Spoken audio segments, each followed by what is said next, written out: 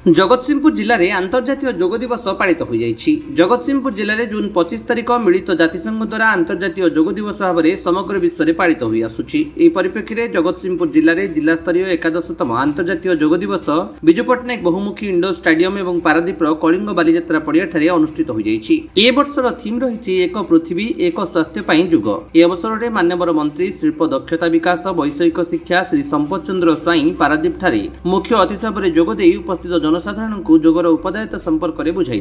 संप्रति व्यस्तबहुल जीवन मध्य योगाभ्यास शरीर को सुस्थ और निरामय रखा सह कार्य संपादन पर ऊर्जा प्रदान करथाय बोली मंत्री श्री स्वाई कहिथिले। सेहिपरि जगतसिंहपुर सदर महकुमा विजु पट्टनायक बहुमुखी इंडोर स्टाडियम ठारे जिलापाल श्री जे सोनाल प्रत्यक्ष तत्वावधान में जिला क्रीड़ा और युव सेवा विभाग जगतसिंहपुर ब्लॉक पौर परिषद और अबकारी विभाग मिलित आनुकूल्य आयोजित अंतर्जातीय योग दिवस अवसर में मुख्य अतिथि भाव में जोगदे मान्यवर विधायक जगतसिंहपुर श्री अमरेन्द्र दास योग को प्राचीन भारतर परंपरा बोली अभिहित करथिले। आज अंतर्जातीय योग दिवस पालन अवसर में समग्र विश्व तथा भारतवर्ष में महान परंपरा को पुनर्जीवित करा जायथिबारु से निजर खुशी व्यक्त करथिले। किशोर किशोरी युव वर्ग और वरिष्ठ नागरिक समस्त एही पारंपरिक अभ्यास को निजर दैनंदिन जीवन में सामिल करी सुस्थ और निरामय रहिबा पई विधायक परामर्श देथिले। योग मनुष्यर आत्मा को परमात्मा सह जोड़िबारे सहायक होइथाय बोली से कहिथिले। मुख्य अतिथि अभिभाषण पर प्रधानमंत्री श्री नरेंद्र मोदी अभिभाषण को उपस्थित समस्त अधिकारी और जनसाधारण आभासी माध्यम शुणिथिले। जिलापाल श्री जे सोनाल सभारे सभापतित्व करथिले। आज प्रातः 5:30 समय समस्त जनसाधारण विद्यालय छात्र छात्री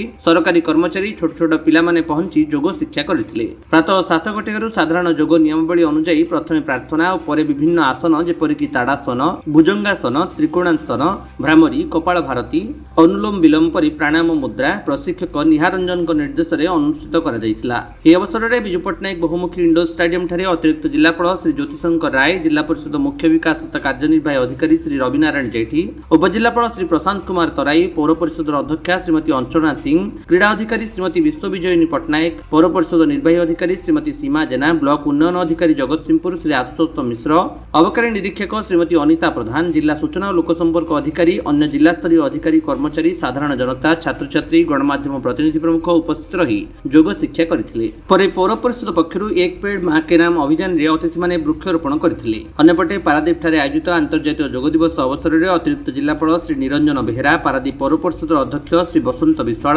पारादीप पौर परिषद निर्वाही अधिकारी श्री अभिषेक पंडा पारादीप स्थित शिल्प प्रतिष्ठान गुड़िकर अधिकारी और कर्मचारी माने विद्यालय महाविद्यालय छात्र छात्री तथा पारादीप जनसाधारण योग देइथिले। Jagatsinghpur Rakesh Kumar Rai report विश्वविजय news Odisha.